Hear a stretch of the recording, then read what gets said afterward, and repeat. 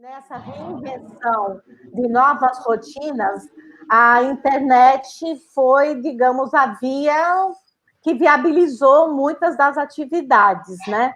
Como é que você percebe também nos serviços que você coordena? Vamos lá. É importantíssimo. Ângela, obrigada pela pergunta.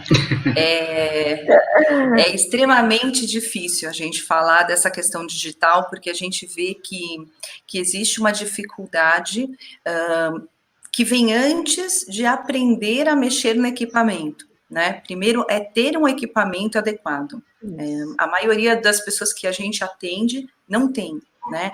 Então, a gente dividiu a gente fez um protocolo e dividiu em pessoas, né, em características, em perfis, né, lá atrás. Então, quem tinha um equipamento e como que a gente ia trabalhar? Então, seguia uma linha. Quem não tinha um aparelho, quem não tinha um suporte, como que a gente ia definir? Então, quem não tinha esse suporte, qual era uma alternativa? Era você estar levando o cuidador para dentro do domicílio desse idoso, para que naquele momento que a gente está ofertando uma atividade online, ele possa participar, né? E aí, assim, a gente teve um outro grupo que tinha um equipamento, e que a gente tem as lives todos os dias, tem o horário certo, a gente criou essa rotina, e a gente tem vários parceiros aqui que eu tô vendo que participam voluntariamente, fazendo atividade conosco, e aí, assim, o que eles fazem? Muitos deles, a gente tem uma profissional excelente, que teve uma live com a Cássia, também a Tânia, junto com a Cris, e elas estavam ensinando a trabalhar e usar essa ferramenta. Então, usar a ferramenta do Zoom, usar outro tipo de ferramenta. Como que eles vão fazer? Aonde é o microfone? Aonde eu clico?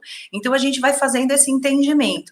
E aí, a gente tem uma outra turma que nem nesse momento consegue utilizar esse meio digital. Então, qual é a alternativa? Então, a gente criou um grupo de voluntárias que fazem ligações diárias de 2 a 3 vezes por semana, para quê? Para acolher essas pessoas. Então, assim, a gente tem um atendimento em domicílio, a gente tem a ligação, então a gente vai criando alternativas, porque, assim, a era digital veio para ficar. Ela já estava aqui, ela já estava. O que aconteceu nessa pandemia? A gente teve que correr para tentar pegar o bonde andando. A gente tentou correr para pegar esse caminho.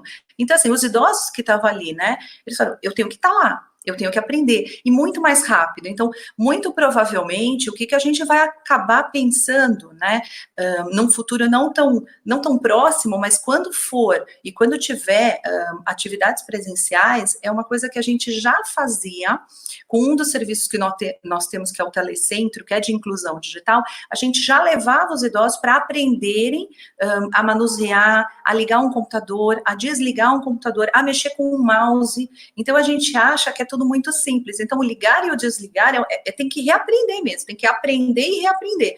Então, assim, muito provavelmente, essas atividades, elas vão ter que ser intensificadas, né? Como que a gente vai fazer ainda é uma alternativa. Então, a gente vai ter que ir atrás também de projetos. Hoje eu trabalho no terceiro setor. Então, a Unibis é uma organização, né, que trabalha com doações, que tem os seus projetos em parcerias com as secretarias, com prefeitura, com o estado, mas a gente tem um trabalho com projetos através de doadores. Então, a gente vai ter que buscar também alternativas para quê? Para que a gente ampare essas pessoas que não têm condições. Então, quais vão ser os meios hoje em dia? Então, a gente vai precisar de um tablet, a gente vai precisar de mais computadores, a gente vai precisar de professores adequados para ensiná-los, porque, assim, não é todo mundo que consegue ir na casa daquele idoso, primeiro porque o idoso já tem aquele medo, então eu não quero que ninguém entre na minha casa, porque essa pessoa pode estar trazendo o vírus. Então, como que eu vou deixar aquela pessoa entrar? Como que eu vou deixar aquela pessoa me ensinar? Como que vai ser esse trabalho, né? Então, é um trabalho a longo prazo, e é o que, assim, é o que vocês estavam falando, a educação continuada. A gente precisa fazer uma educação para todos, né? Então, assim, eu acho que a velhice veio, e essa pandemia veio, e a gente tem que ter esse olhar, porque, assim, ela está no forte, sim. Ela precisa ser falada, ela precisa ser repensada. Então, quais são as alternativas que a gente tem? Então, assim, a era digital, para nós, eu acho que foi um complemento e veio muito, muito prazerosamente. O que a gente tem recebido são são questões e são falas dos próprios idosos, assim, que isso é gratificante. Eu espero o dia todo para aquele momento eu poder participar da atividade, onde eu sei que eu vou ver outras pessoas, né? E você vê que muitas vezes a proposta é excelente, é uma palestra, mas ela não é produtiva, mas só o momento de ver alguém já faz a diferença. Só que assim, a gente precisa ir além, né? Eu acho que a gente vai ter que acolher aqueles velhos que estão sozinhos e que não têm a família e que não têm um aparato, né? E que muitas vezes o aparato é, por exemplo, no nosso caso, a Unives, é a organização, né? Então, como que a gente vai fazer o entendimento também desses profissionais, porque nem todos têm uma habilidade, né, em trabalhar, em tratar, em cuidar daquele idoso para também atendê-lo dentro do seu domicílio.